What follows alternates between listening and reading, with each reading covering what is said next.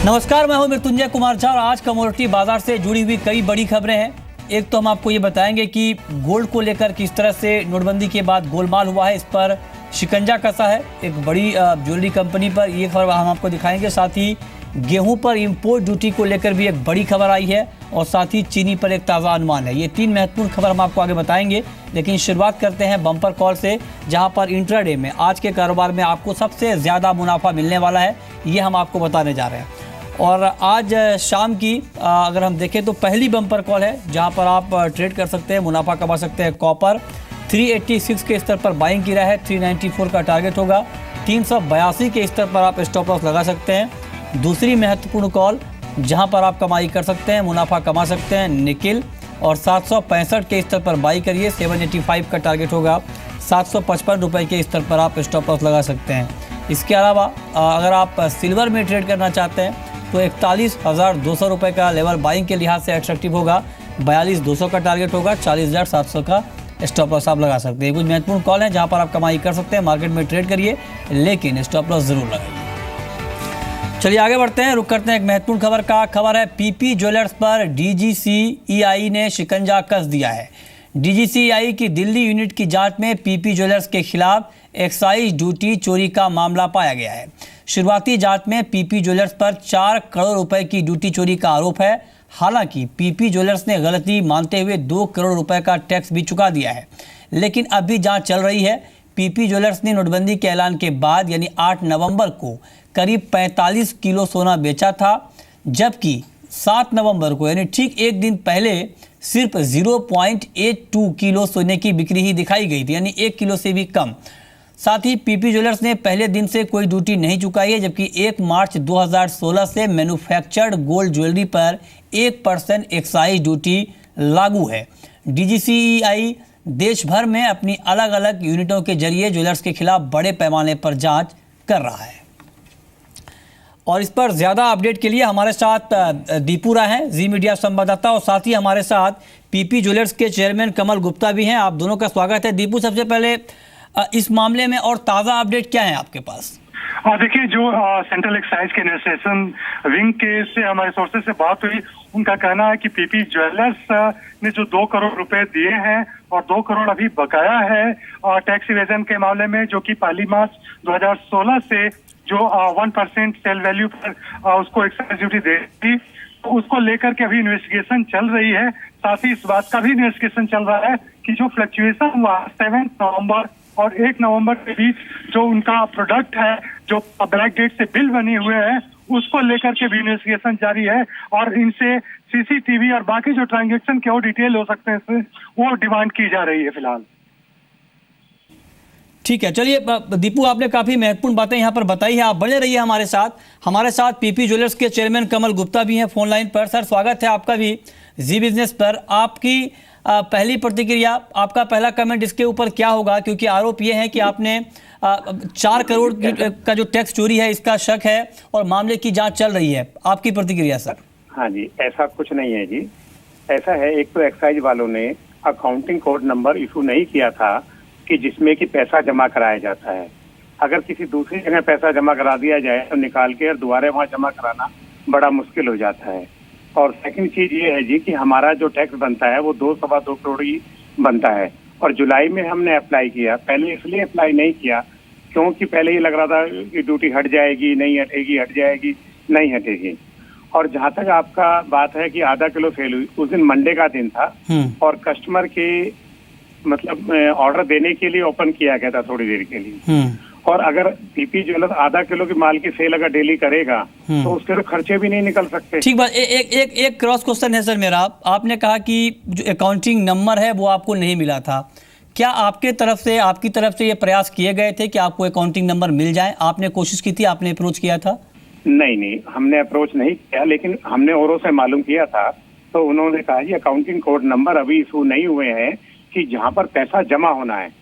तो अब हमने उनको मतलब उनसे पूछा तो उन्होंने बताया कि आप फिलहाल एक बार यहाँ जमा करा दीजिए। तो हमने वहाँ 2 करोड़ रुपए हमारे बनते हैं, 2 करोड़ में जमा करा दिए। 10-5 लाख ऊपर नीचे हो सकते हैं। नहीं बंद, जो हमें खबर मिल रही है सर, हमारे संवाददाता दीपू राय ये बता रहे हैं करीब 4 करोड़ का टैक्स आपके ऊपर बन रहा है। दीपू आपसे कुछ पूछना चाह रहे हैं। दीपू जी प्लीज पूछें।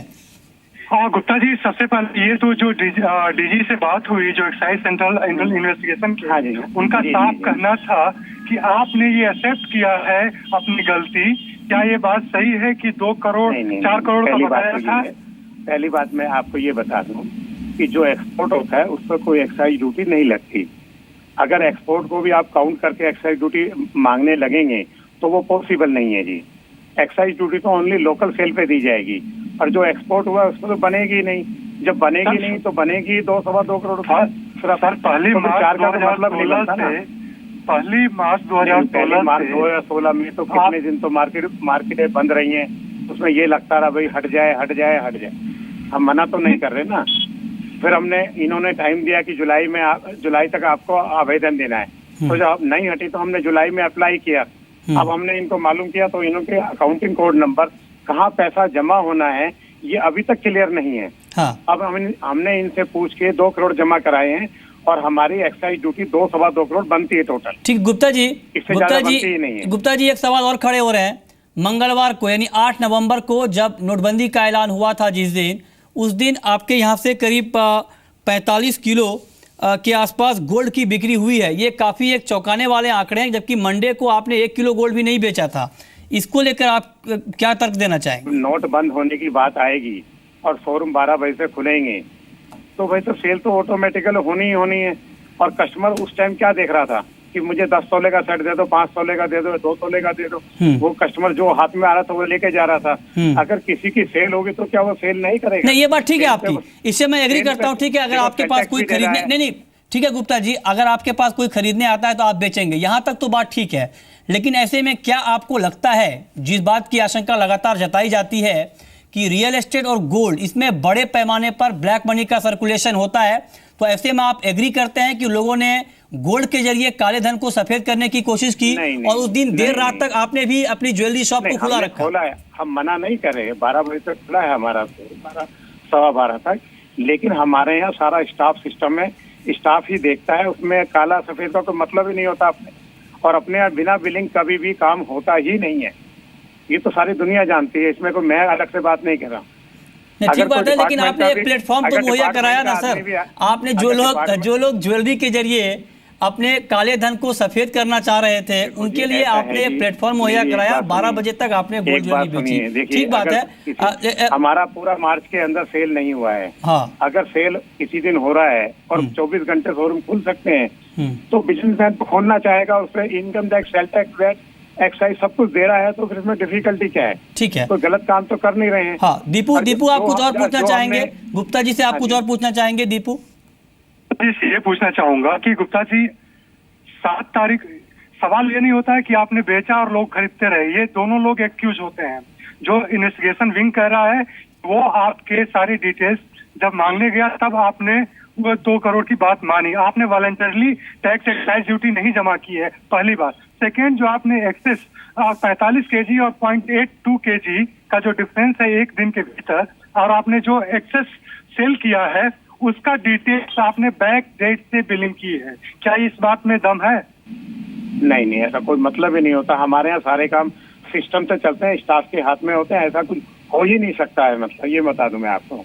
और इन्होंने भी मतलब जो अकाउंटिंग कोड नंबर होता है, अभी तक इन्होंने कोई भी ऐसा अकाउंटिंग कोड नंबर इशू नहीं किया है जिसमें भी कि लोग एक्साइज का पैसा जमा करा सकें। एक्साइज में एक बार पैसा जमा करा के दोबारा निकाल के और दूसरे खाते में जमा कराना इतना आसान काम नहीं है, ये तो आप भी जानते हैं इस बात के लिए। और हमारे यहाँ 1 रुपए का काम भी गलत होता ही नहीं है। हम लोकल की सेल भी, एक्सपोर्ट भी, पूरा काम ईमानदारी से करते आ रहे हैं, और कितने सालों से करते आ रहे हैं। ठीक है, चलिए, कम 40 सालों से करते आ रहे हैं। ठीक बात है, चलिए बहुत बहुत शुक्रिया आप कमल गुप्ता, आपका, दीपू आपका भी। जांच जारी है और दीपू ने ये बड़ी खबर यहाँ पर ब्रेक की है। इस खबर पर हम आपको लगातार अपडेट देते रहेंगे। देशव्यापी जांच यहाँ पर चल रही है, देखते हैं इसमें आगे चलकर और क्या क्या सामने यहाँ पर निकल कर आते हैं। लेकिन इस वक्त की बड़ी खबर यही है जो भी आपने देखी कि देशव्यापी जांच ज्वेलर्स को लेकर चल रही है, क्योंकि नोटबंदी के दिन काफ़ी देर रात तक ज्वेलरी शॉप खुली हुई थी कई जगहों पर, और बड़े पैमाने पर गोल्ड की बिक्री उस दिन हुई है। चलिए आगे बढ़ते हैं, रुक करते हैं अगली खबर का। और अगली खबर भी काफ़ी महत्वपूर्ण है। खबर यह है कि गेहूं पर इंपोर्ट ड्यूटी फिर लग सकती है। जी हाँ, आपको बता दें कि रबी की फसल आने के बाद अगर दाम यहाँ पर स्थिर होते हैं गेहूं के, तो वित्त मंत्रालय के सूत्रों से हमें जानकारी मिली है कि इंपोर्ट ड्यूटी को फिर से लगाया जा सकता है। जो 10% की इंपोर्ट ड्यूटी थी गेहूं के ऊपर, उसको हाल ही में स्क्रैप किया गया है ताकि कीमतों को काबू में लाया जा सके। हमारे साथ दो एक्सपर्ट हैं, हमारे साथ अजय जैन हैं ओमकेम कमोडिटीज के, साथ ही प्रियांक उपाध्याय हैं एसजे कमोडिटीज के। अजय, क्या इम्पैक्ट आप इस खबर का देख रहे हैं?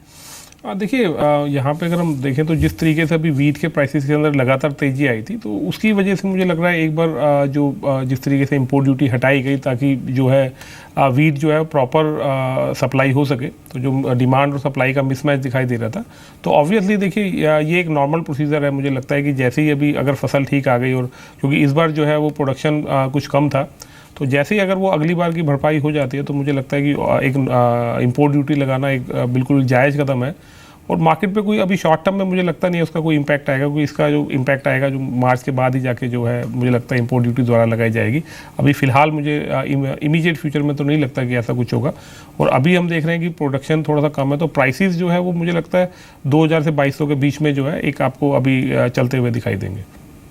ठीक है, आप कहें कि 2000 से 2200 के आसपास भाव यहाँ पर घूमते हुए दिख सकते हैं। चलिए आगे बढ़ते हैं। और आज चूंकि बुलियन मार्केट के लिए बेहद अहम दिन है, आज रात फेड का फैसला आना है ब्याज दरों को लेकर, और उससे पहले बुलियन का मार्केट तेज़ी के साथ ट्रेड कर रहा है। प्रियांक उपाध्याय, क्या व्यू होगा फेड के फैसले से पहले अगर गोल्ड और सिल्वर में ट्रेड करना हो तो आपकी सलाह क्या होगी?